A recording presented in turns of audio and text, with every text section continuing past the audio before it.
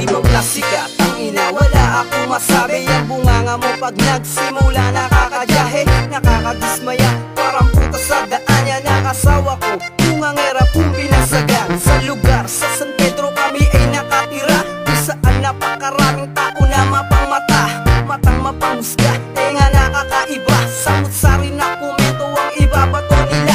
Dismisan sa daan, dismisan sa tindahan, dismisan sa tapat ng bahay, pati sa bakuran. Mga putang inang makakate, ang mga dilan na walang ibang alam kundi sa kapwa ay manira. Wala akong pake, ingitan ang iyong puhunan. Eh ano kung bungangera, handa ko siyang ipaglaban. Unahin nyo muna buhay nyo bago ang iba, yan lang ang masasabi ko sa mga pukin ng ina.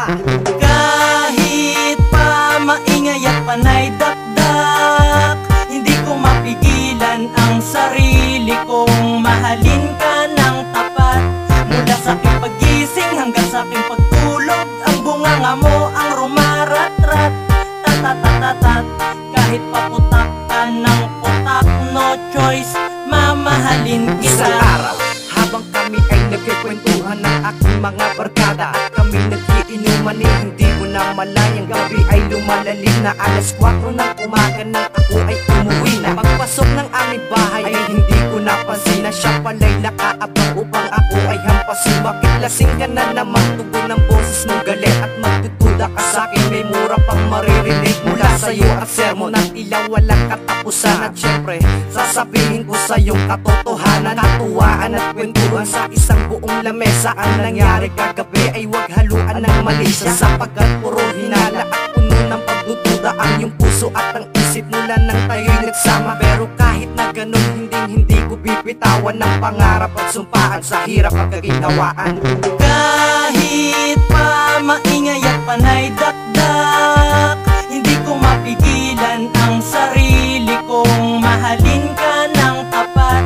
Mula sa aking pagising hanggang sa aking pagtulog, ang bunganga mo ang rumarat-rat.